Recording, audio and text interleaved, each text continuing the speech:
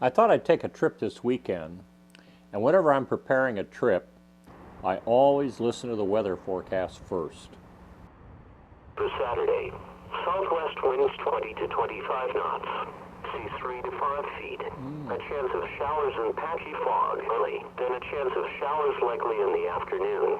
Visibility 1 to 3 nautical miles and showers and patchy morning fog for Saturday night. West winds 20 to 25 knots, increasing to 25 to 30 knots in the late evening. Seas 3 to 5 feet. For Sunday, west winds 25 to 30 knots. Well, after that forecast, no prudent paddler will sally forth on this weekend.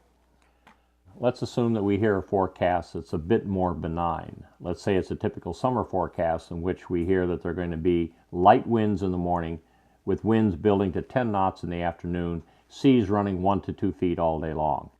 Now that we've got the right kind of forecast for our trip, now we need to decide exactly where we're going to go, for how long, and what are the conditions going to be that are going to protect us from onshore winds or perhaps offshore winds or large seas. We have a choice. We can go to a series of charts and start looking through these to find out where the put-ins are and what the trip is going to be like for where we're going. Alternatively, we can turn to a couple of authors who have already done that sort of work for us and have picked out the best trips and the actual directions for taking these trips. We have two guidebooks, one by Shelley Johnson and Vaughn Smith on sea kayaking in Maine, and a second one written by Dorcas Miller on kayaking the Maine coast. And of the two, we'll look at the Casco Bay area in Dorcas's book. The reason I've decided to paddle in Casco Bay is it's just about an hour's drive for me to the put-in. Well, we've opened the guidebook to the western Casco Bay area, and as you can see, this is a simplified chart, not intended to be used for navigation, but it gives us the essential details we'll need for our trip today. For example, each of these rectangles represents a launch site from which we can launch the boat, or should we have to take out early, it'd be a point from which we can return to our put-in, by road even if we have to. In addition, we can see that because of the configuration of the coast here, we're not apt to have much in the way of strong tidal currents, and we're well protected from waves and wind coming in from the offshore by this series of islands. Bay. And now let's turn a couple of pages later in the guidebook from that chart, and we find the actual access points we looked at listed. Each of them is described in significant detail, listing such features as bathrooms, parking areas, and so forth. And you'll see listed in the guidebook are trip ideas. Now this usually will list 6 to 8 different trips that are appropriate, of different length and requiring different amounts of time as well as experience. Since we checked the trips out here, we see a couple of trips that we can do. So we're going to leave from the Eastern Prom, which is a good choice because we know the winds are going to be coming out of the southwest. Even though they'll be light, there might be a slight change of wind and we'll still be well protected.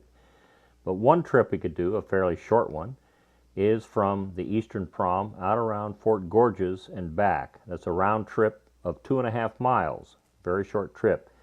Alternatively, if we wanted to see a little more of Casco Bay, we could start from the Eastern Prom, paddle out to the Diamond Islands and around those and back to the Eastern Prom, and that's a round trip of around 7 miles.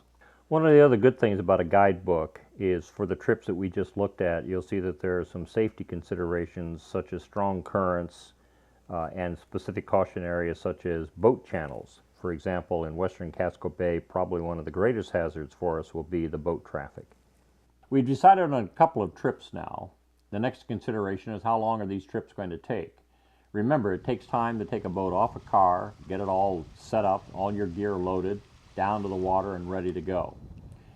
The 2.5 mile trip out to Fort Gorges and back is a relatively short one, but you might decide to get out to Fort Gorges and take a hike around the fort. It's a lovely spot.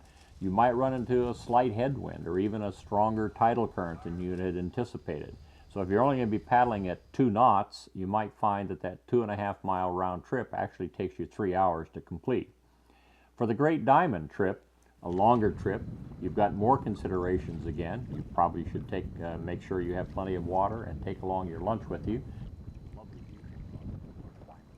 And you'd like to sort of stop and just sit and enjoy the scenery in the area. So keep those points in mind when you think about the time. And also, don't fail to factor in the time it takes to drive to the launch site and to drive back from it. Hi, my name is Jonah Fernald. I own a rental kayak company in downtown Portsmouth, New Hampshire. If you happen to come into town with your kayak, you may have noticed the Piscataqua River, which at slack tide looks like basically like a mill pond. After a couple of hours, it definitely can be a raging torrent with speeds up to 9 knots at times. If you come to a place like my shop, we can tell you of other places to go that are a lot safer, and you'll be much happier and not get stuck in a dangerous situation.